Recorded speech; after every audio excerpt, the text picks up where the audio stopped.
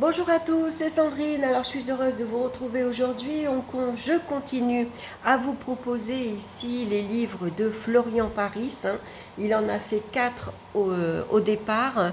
Donc, il a fait le premier, c'est sur les 462 binômes que je n'ai pas, que je ne vous présenterai pas. Hier, je vous ai présenté le guide de l'utilisateur. Comme vous avez pu, si vous l'avez écouté ou pas encore, je vous mettrai en barre d'infos le lien pour aller écouter la précédente vidéo. Donc Florian Paris, je l'aime beaucoup puisque c'est quelqu'un qui va étudier le tarot dans sa globalité, c'est-à-dire que il va également l'étudier en dehors du domaine professionnel, financier, affectif, comme on a l'habitude de voir.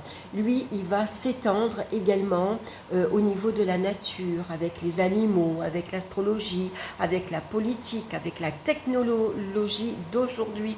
Donc ça permet d'enrichir en fait ses connaissances dans le domaine bien sûr du tarot. Donc aujourd'hui je vous présente le tarot de Marseille, les grandes thématiques. Donc c'est toujours aux éditions Trajectoire et les livres font à peu près entre 19 et 20 euros. Ben voilà, celui-ci fait 19 euros. Voilà, c'est les deux livres. Alors celui-ci je vous l'ai présenté hier, celui-ci je ne l'ai pas. Donc on a un petit encadré ici avec la photo de Florian Paris. Et puis ici, il va nous expliquer que ce livre-là est accessible quel que soit votre niveau, votre profil ou votre parcours professionnel. Cet ouvrage moderne aborde une grande variété de thématiques de la vie quotidienne en phase avec la société actuelle. Donc l'habitat, loisirs, grossesse, école, argent, justice, politique, psychologie, nature, technologie, etc. Articulé autour des 27 chapitres clés, chacun traitant d'un sujet précis et de son champ sémantique, ce livre vous permettra d'apporter un supplément d'âme aux interprétations de vos tirages de tarot. Donc c'est le résultat d'une somme colossale d'observations issues de plusieurs milliers de consultations. Florian Paris se dévoile un ouvrage étonnant de précision avec une kyrielle de détails inédits que seul un praticien en exercice est capable de fournir. Ce livre fera le plaisir de toutes celles et ceux qui cherchent à se former ou à se perfectionner dans la pratique de ce bel outil divinatoire. Donc on va ouvrir. Alors, les grandes thématiques. Donc ici, on a un mot sur le tarot de Marseille et ses ancêtres. Ici, on a les mystères du tarot. Donc, c'est une émission que vous pouvez retrouver sur Arte. Je pense qu'en tapant Arte, les mystères du tarot, vous allez retomber sur une émission qui fait ensuite part de découvertes encore plus stupéfiante selon laquelle les origines du tarot de Marseille seraient à chercher dans les écrits de Platon, grand philosophe de la Grèce antique. Donc voilà, donc c'était une émission très intéressante qu'on peut retrouver encore aujourd'hui. Donc ici, il va nous parler des tarots Visconti de 1441.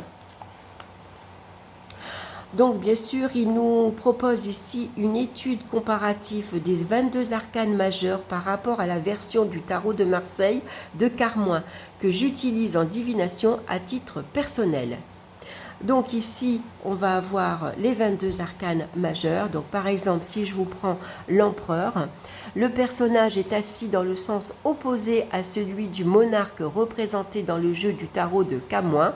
Il figure un vieillard coiffé d'un large chapeau en lieu et place d'une couronne. Celui-ci étant décoré de l'aigle impérial. Donc il vous explique ici les différences. Ensuite, ici, on va aborder le tarot de Jean Noblet vers 1650. Ensuite, on va retrouver le tarot de Jacques Viéville de 1650. Donc, il va nous décrire, les personnages. Ils sont peut-être habillés différemment, ils sont dans une posture différente. Après, bien sûr, la signification, elle reste la même.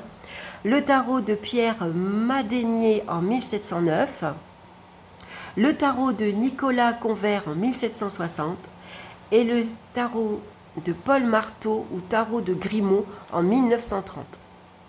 Donc tout ça c'est intéressant, hein, c'est de l'histoire que l'on va retrouver à partir du tarot.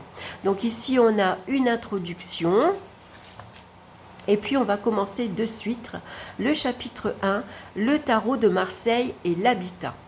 Donc l'habitat étant l'une des thématiques les plus récurrentes dans l'étude du tarot de Marseille, il convient donc d'y apporter le plus grand soin. En termes de logement et d'habitation, les deux arcanes majeurs emblématiques de ce domaine sont la Lune et la Maison Dieu. Ils offrent tous deux des spécificités sur lesquelles il convient de s'attarder, à savoir. Donc, pourquoi la Lune ? La Lune représente l'immobilier au sens très large du terme, autant une agence immobilière qu'un complexe hôtelier, une zone résidentielle, voire un local professionnel. Toutefois, on y voit communément une analogie avec la mère nourricière. On associe traditionnellement cet arcane au cocon familial, à un foyer au sein duquel on retrouve l'intimité et la chaleur de son chez-soi. Ainsi, en matière d'habitat, la présence de la Lune dans un tirage de tarot dépeint fréquemment une maison familiale ou une petite maison individuelle. Pour la Maison Dieu, alors que la Lune parle principalement de maison individuelle et de résidence à dimension humaine, cet arcane évoque d'abord un immeuble d'habitation.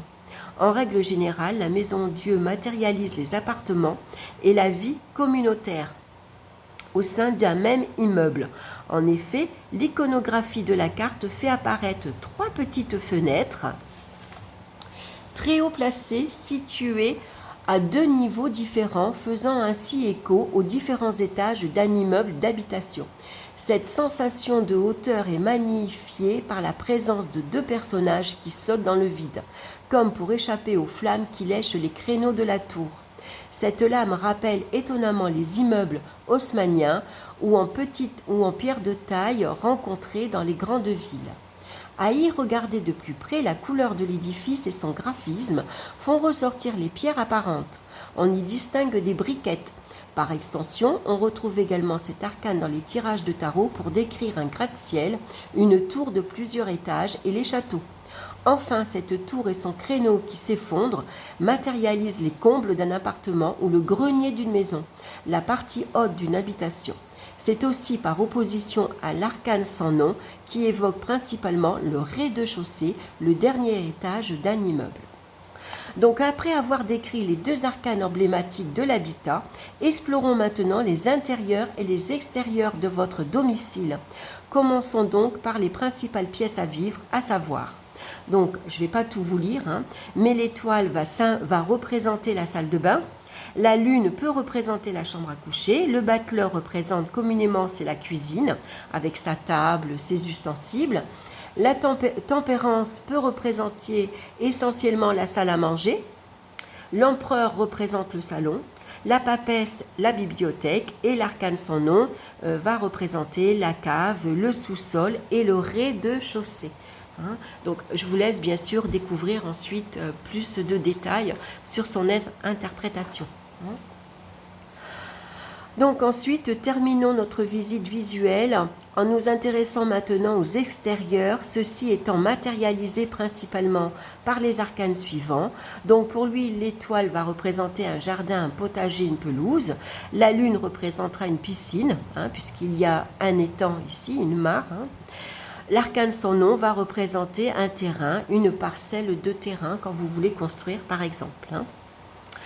Donc après avoir parcouru cette propriété et ses extérieurs, penchons-nous dorénavant sur un chantier intimement lié à l'habitat, celui des travaux de réfection. En effet, qui n'a jamais pensé rénover son appartement, ne serait-ce que pour le rafraîchir. Donc pareil, il va nous donner ici 3 exemples d'arcanes, 3 arcanes majeures qui va représenter pour lui, par exemple l'arcane sans nom va représenter les fondations, les soubassements, un terrain ici, un terrain vide, un terrain en friche par exemple. Le battleur lui va faire écho à un artisan devant son établi par exemple. Donc ce sera celui qui va venir faire les travaux. La maison Dieu évoque bien sûr les bâtiments à lui seul, donc ça va représenter la maçonnerie. Hein, les bâtiments, ici on casse un mur par exemple, on va rénover un mur également, on peut agrandir ou casser une pièce. Hein. Après on va retrouver aussi d'autres arcanes pour des travaux un petit peu plus légers. Hein. Donc après, il va nous parler, une fois qu'on a rénové entièrement votre maison, ici, si par exemple maintenant, après la rénovation, vous voulez la vendre. Donc il va vous montrer ici, hein, alors bien sûr c'est sa vision à lui, hein, mais comment dire, avec quoi vous pouvez mettre votre maison en vente. Donc la Lune, elle va représenter toutes les agences immobilières et leur réseau de diffusion. L'amoureux va représenter tout ce qui est visite. Hein, donc ça peut être l'agence immobilière qui, parce qu'on voit que par exemple sur l'arcane de l'amoureux, ah oui, j'ai pas les cartes là devant moi, mais il y a 3 personnages. Donc ça peut être les personnes qui viennent visiter votre appartement. La papesse va représenter par exemple les petites annonces. Le jugement qui est associé aux réseaux sociaux et notamment Internet va représenter toutes les petites annonces sur Internet. La carte de la justice va représenter la vente ou l'achat d'un bien immobilier. Et la roue de fortune va représenter les crédits, par exemple, hein, qu'on fait pour un achat immobilier. Donc le diable, lui, comme il est associé bien sûr à l'argent, il va nous parler de négociation, hein, d'affaires à traiter. Et l'arcane sans nom va représenter ici un terrain constructible, hein, ou un achat sur un plan. Donc je trouve que pour l'habitat, vous voyez, c'est assez intéressant. Hein. Ensuite, on va passer au chapitre 2, ce sera le tarot de Marseille et la famille. Donc pour lui, les cartes qui sont associées à la famille, ce sera le soleil et l'amoureux. Donc il vous explique le pourquoi, bien sûr. Hein. Et puis ensuite, avec les autres arcanes, il va vous parler que l'ermite va représenter le grand-père, la papesse sera la grand-mère, le pape peut représenter le grand-père ou alors un père d'âge mûr. Pareil pour l'empereur. L'impératrice, bien sûr, ce sera la mère, hein, la maîtresse de maison. Le chariot va représenter, donc ça peut être un frère, ça peut être un oncle. Tempérance, ça peut représenter ici les autres membres de la famille. Hein. L'étoile, ça va représenter ici... ça peut être des sœurs jumelles par exemple ou une cousine germaine. Donc je vous lis pas tout hein, parce que ça serait trop long. Ensuite il va après nous être intéressé aux principaux membres de la famille, il me semble essentiel de découvrir les arcanes majeurs qui permettent d'identifier leur statut maritaux, sont-ils célibataires, mariés, divorcés ou veufs. Donc la carte de la justice va symboliser l'acte de mariage. Le pape, lui, bien sûr, c'est un engagement sacré, un engagement pour toute une vie, par exemple. L'arcane sans nom va nous parler de rupture et de séparation, voire de divorce. L'ermite va représenter un célibat, hein, donc un veuf, par exemple, ou un divorcé. Et le soleil va représenter les personnes en concubinage. Hein. Par exemple, ou alors ça peut être des familles recomposées avec plusieurs enfants. Ensuite, le tarot de Marseille et les célébrations. Donc pour lui, la carte qui représente tout ce qui est fête, tout ce qui est festivité, ce sera la carte de l'amoureux. Hein. Alors, bien sûr, vous avez le pourquoi. Hein. Et puis les autres cartes également, hein, qu'il associe ici aux arcanes majeurs dont le graphisme distille l'esprit de la fête, à savoir, bien sûr, ce sera le soleil, le jugement, puisque ici c'est un ange qui a un instrument de musique et qui souffle, donc ça peut représenter les bals, les fêtes, les boîtes de nuit, pourquoi pas. Ensuite, le monde, hein, bien sûr, hein, puisqu'il fait écho au monde entier, voire au spectacle de grande envergure. Donc je vous laisse découvrir les autres cartes, hein. Ensuite, on va avoir la thématique sur l'amour, le tarot de Marseille et l'amour. Alors bien sûr, la carte qui représente l'amour, hein, dans le tarot de Marseille, ce sera la carte de l'amoureux, hein, et il vous explique le pourquoi, bien sûr. Ensuite, les autres cartes qui sont associées à l'amour également, hein. Donc ici, le soleil va représenter une rencontre amoureuse qui touche l'âme. Le pape va représenter une relation conjugale sérieuse. L'étoile, ce sera une rencontre idéale, hein, avec beaucoup de romantisme. Le diable, ce sera des rencontres affectives magnétiques, d'attirance sensuelle et sexuelle. Le pendu, ce sera une liaison amoureuse, hein, qui peut représenter une dépendance, une soumission également. L'arcane sans nom, ce sera une rupture, hein, bien sûr, et la justice représentera une personne mariée. Donc pour les célibataires, ce sera l'ermite. Ça peut être la roue de fortune qui peut représenter le retour d'un être cher. Le jugement peut représenter les rencontres sur Internet. La papesse représentera les rencontres par petites annonces. Tempérance va représenter les échanges téléphoniques. Et la maison Dieu va au contraire représenter ici une crise conjugale, hein. Et puis on va ici retrouver d'autres cartes également. Donc ensuite on va passer au thème de la grossesse. Donc les cartes pour lui qui représentent une grossesse ou en lien avec une grossesse, ce sera le soleil, l'ermite et le pendu. Et bien sûr il va vous expliquer pourquoi il a choisi ces cartes, hein. Les autres cartes qui parlent également, hein, de signes avant-coureurs liés à une potentielle grossesse. Donc on va retrouver l'étoile, le monde, le battleur, la papesse, la lune, la roue de fortune et la justice. Alors bien sûr, il vous dit le pourquoi, hein, ce qui est important. Ensuite, on va avoir le tarot de Marseille et ses loisirs. Donc, on va retrouver toujours la carte de l'amoureux, hein, qui nous parle également de festivités, d'amusement. Toutes les cartes qui sont associées à l'amusement, aux festivités, aux sorties. Ensuite, on va avoir un autre thème sur la gastronomie, par exemple, hein. Donc ici, les cartes qui représentent les deux arcanes emblématiques des arts culinaires et de la gastronomie, dans son ensemble, sera représenté par Tempérance et par le magicien, le battleur, et bien sûr le pourquoi, du parce que, du comment, hein. Et les autres cartes qui lui sont associées à la gastronomie, et bien sûr pourquoi il a choisi ces cartes-ci, hein. Donc ensuite, on va avoir le tarot de Marseille et la mode, donc toujours représenté par la carte de l'amoureux, qui représente bien sûr tout le côté esthétique, hein. Donc les cartes qui lui sont associées également, hein, à quoi il associe aussi la mode. Donc aussi, qu'en est-il alors des podiums et des coulisses de la mode? Donc ce sera représenté toujours par l'amoureux, l'étoile et le monde, et le pourquoi bien sûr. Ensuite, le tarot de Marseille et les transports. Donc pour lui, les deux cartes qui représentent les transports, ce sera le chariot et la roue de fortune. Ensuite, on va retrouver les autres cartes qui peuvent être associées au transport également. Donc vous voyez, on a quand même pas mal.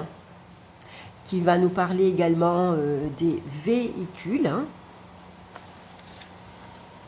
Donc ça peut être les bus, les motos, voitures, le train. Ensuite, on va avoir le tarot de Marseille et l'école.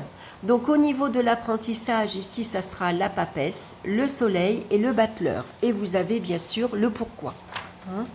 Ensuite, précisons certains points que tout étudiant se doit de connaître, à savoir le pape qui évoque les formations. Ici, c'est la justice qui va représenter les diplômes. L'ermite va représenter, c'est les études, hein, c'est les chercheurs. Le jugement va symboliser la communication et les recours aux réseaux sociaux. Et l'arcane sans nom évoque principalement les filières techniques et les métiers manuels en général. Voyons maintenant les principales matières enseignées à l'école sous le prisme du tarot de Marseille. Donc la papesse, elle va enseigner le français. La justice, elle va enseigner les mathématiques. L'ermite va évoquer ici la mémoire, donc l'histoire. et ainsi de suite. Donc je ne vous lis pas tout non plus, hein, je vous laisse découvrir. Donc ensuite, on va avoir sur les sorties culturelles, les cartes qui vont représenter les sorties culturelles. Ensuite, on a le tarot de Marseille et le travail. Donc les cartes qui vont lui être associées, ce sera le chariot et le battleur et le pourquoi. Et toutes les autres cartes, bien sûr. Donc, par exemple, l'arcane sans nom va représenter une période de chômage ou d'inactivité. L'ermite va représenter une période de recherche d'emploi. Le pape, un conseiller. Le jugement, c'est un appel téléphonique, un message par email, par exemple. L'impératrice va représenter les curriculum vitae et les courriers, hein, et ainsi de suite. Donc, je vous laisse découvrir tout ça. Sinon, il n'y a plus de mystère après, hein. Ensuite, on va avoir le tarot de Marseille et l'argent. Donc, pour lui, les cartes qui représentent, ce sera le diable et la carte de la justice avec le pourquoi, bien sûr. Et puis, toutes les cartes ici qui ont un lien avec l'argent, hein. Ensuite, on va retrouver le tarot de Marseille et la justice. Donc, ce sera la carte, bien sûr, du jugement et de la justice, hein. Quand on est en justice, quand on est en procès, forcément, il y a un jugement qui tombe.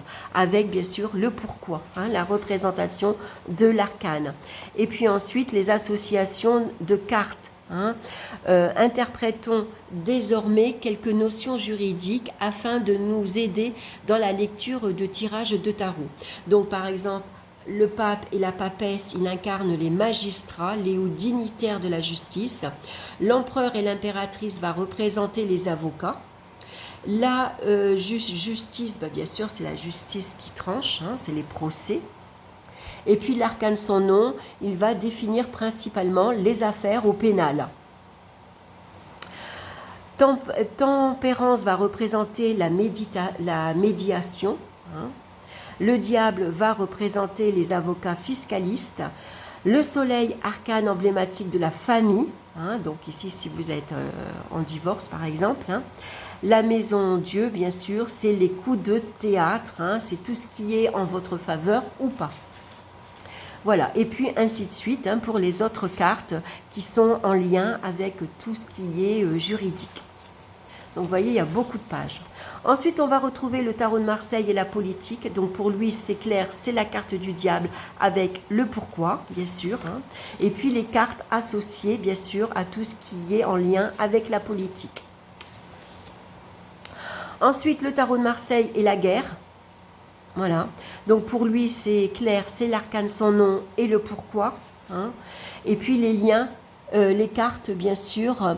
Voici désormais un florilège d'arcanes dont les sémantiques guerrières expriment une situation pénible, voire potentiellement dangereuse, hein. Donc, toutes les cartes qui peuvent donc être associées à la guerre, hein.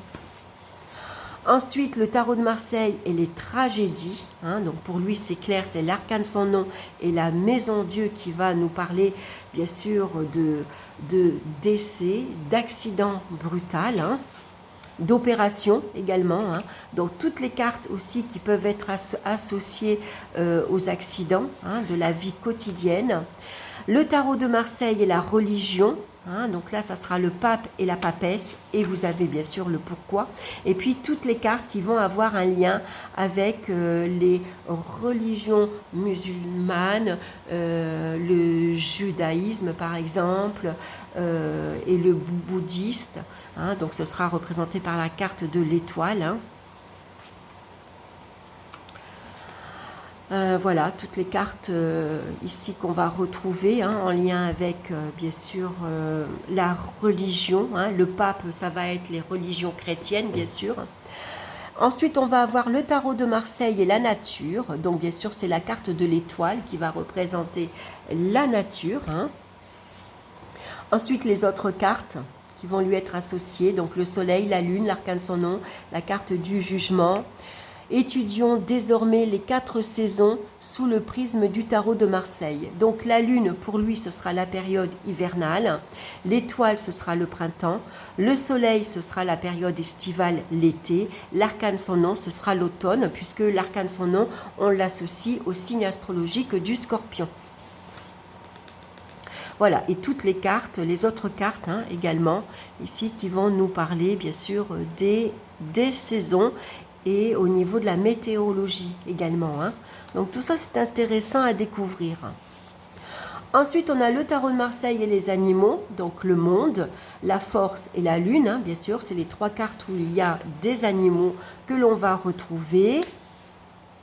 Observons désormais la symbolique animalière qui se dégage du tarot de Marseille. Donc le mât, bien sûr, il est ici poussé par un chien. Le chariot, il y a les chevaux. Ensuite, le diable, il est affublé d'une paire d'ailes de chauve-souris. Donc, qu'est-ce que ça représente pour lui hein? Donc, toutes les cartes associées aux animaux. Ensuite, on va retrouver le tarot de Marseille et la médecine. Donc, pour lui, c'est le pendu et le mât sont les 2 arcanes emblématiques augurant de déficience physique ou psychique. Ah oui, d'accord. Augurant de déficience, oui. C'est-à-dire que pour lui, le pendu va être associé aux souffrances physiques et voire morales aussi. Hein. Et puis surtout le mât va être pour lui tout ce qui est troubles mentaux, tout ce qui est troubles psychiques, hein, comme la schizophrénie par exemple. Hein. Voilà, c'est associé à la santé mentale. Donc toutes les cartes également, à quoi elles sont associées. Hein. Donc l'ermite, lui, ce sera un chercheur. Pour le chariot, ça peut être les ambulanciers, les brancardiers, voire le SAMU. L'arcane sans nom va représenter toutes les urgences médicales. Hein. Donc là, je vous donne quelques exemples. Hein. Je ne vous cite pas toutes les cartes. Vous voyez, vous avez donc plusieurs pages. Hein. Vous avez 4-5 pages. Il vous parle de la santé, toutes les cartes en lien avec la santé, ce qu'elles représentent. Donc ensuite, on va retrouver le tarot de Marseille et la psychologie. Donc pour lui, ce sera la lune, hein, qui va représenter les troubles du comportement. Toutes les cartes qui sont associées également hein, aux troubles voilà, psychiques, hein, aux dépressions, quand on a un tempérament bipolaire par exemple, hein, quand on change d'humeur, voilà, toutes les cartes. Ensuite, on va retrouver le tarot de Marseille et le temps. Hein. Donc pour lui, la roue de fortune demeure l'arcane emblématique du temps qui passe, hein, puisque c'est une roue, hein, c'est immuable, le temps passe, hein, c'est l'horloge en fait, hein, les heures qui tournent. Donc le présent, le passé, le présent et le futur représentés par l'ermite, la roue de fortune et l'étoile. Ensuite, toutes les autres cartes, ici on va retrouver les 4 saisons, hein. Donc le printemps, l'été, l'automne et l'hiver, toujours représentés par les mêmes cartes. Et puis ensuite, de diverses choses également, hein, associées au temps, la roue de l'année. Le tarot de Marseille et la technologie, donc pour lui, l'emblématique des technologies ou dernière génération, de dernière génération, ce sera la carte du jugement. Et bien sûr, le pourquoi. Hein, il a choisi ces cartes-là. Voilà, donc ensuite on a le tarot de Marseille et l'astrologie. Donc le battleur pour lui c'est le bélier, l'empereur c'est le taureau, le soleil c'est les gémeaux, la lune le cancer, la force c'est le lion, l'impératrice la vierge, la justice c'est la balance bien sûr, l'arcane sans nom est associé au scorpion, le chariot le sagittaire, l'ermite le capricorne, tempérance le verseau, le pendu les poissons. Donc tout ça c'est intéressant. Hein. Ensuite on va retrouver ici la classification des planètes et des arcanes majeurs selon Marcel. Attendez, je vois pas bien. Marcille Fissin. Alors, ah oui d'accord, Marcille Fissin c'était un astrologue et un numérologue. Ok. Cette classification est extraite du documentaire d'Arte « Les mystères du tarot » diffusé le 18 février 2015. Voilà, je vous le dis, si vous voulez le retrouver sur YouTube, n'hésitez pas à aller écouter cette émission où ici, vous voyez sur le tableau, on va retrouver les planètes et les cartes qui lui sont associées au niveau céleste, intermédiaire et terrestre.